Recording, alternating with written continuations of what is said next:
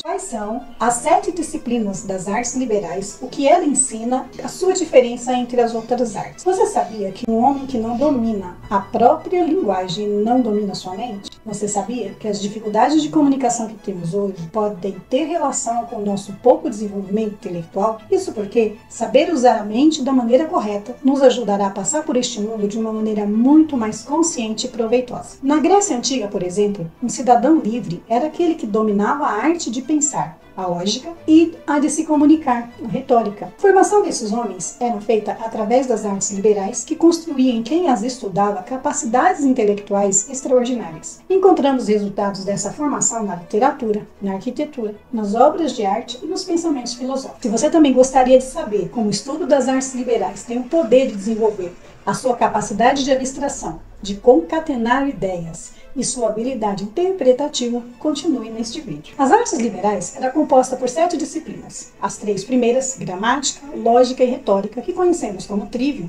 não eram apenas matérias, mas ferramentas para desenvolver o pensamento crítico e a comunicação eficaz. Já o quadrivium era composto por aritmética, música, geometria e astronomia. Elas exploravam o mundo dos números e do espaço, ampliando ainda mais a compreensão do universo. Podemos ver que algumas pessoas que viveram na Antiguidade Clássica e na Idade Média eram competentes para compreender princípios e conceber ideias maravilhosas, como aconteceu com Leonardo da Vinci. Os filósofos e cientistas desse período ficaram bastante conhecidos por suas capacidades de pensamento crítico e de criação. Mas para entender melhor a importância do estudo das artes liberais, você precisa também saber que existem diferenças entre as artes liberais, as artes utilitárias e as belas artes. Com as artes utilitárias, o serviço, por exemplo, nós prestamos serviços a outras pessoas, empresa ou Estado. São as profissões como de carpintaria, de marcenaria, de médico, de escritor, de advogado e todas as profissões utilitárias, aquelas que nós usamos para servir outras pessoas e ganhar dinheiro com ela. As belas artes, por outro lado, buscam elevar o espírito humano através de obras que inspiram e emocionam, como os quadros, esculturas, música, arquitetura,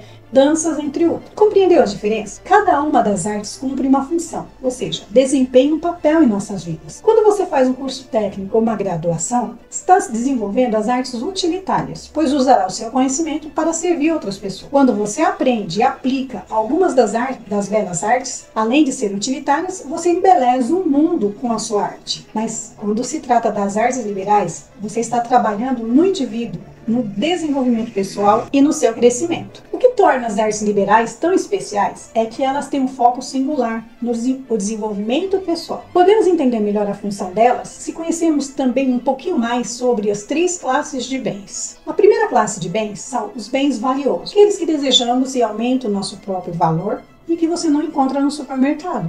E é o conhecimento, a virtude, a saúde, a sabedoria, a paz e a paciência. Os bens úteis, por outro lado, são os que nos permitem adquirir os bens valiosos. A gente pode, por exemplo, comprar um livro para aumentar o conhecimento. Então, o livro é um bem útil. A gente pode comprar alimento e remédio para manter a nossa saúde. Então, o alimento e o remédio é um bem útil. O dinheiro e as ferramentas também são bens úteis. Por fim, temos os bens aprazíveis, que são aqueles que nos dão satisfação. Por exemplo, a comida saborosa, a sensação de felicidade, a boa reputação, o prestígio social e material, entre outros. Esses bens nos dão prazer, nos proporciona também bem-estar. Como pode perceber, ao contrário das outras artes, onde a ação começa e termina no objeto, nas artes liberais, a ação começa e termina no indivíduo, promovendo o crescimento intelectual e moral. Então, o estudo das artes liberais são muito mais do que simples disciplinas. Elas são ferramentas poderosas para nos tornar pensadores críticos, bons comunicadores e indivíduos livres. E para desenvolver suas competências racionais e melhorar sua comunicação e a sua atuação no mundo, é preciso separar um tempo para ler os clássicos, adquirir conhecimentos técnicos,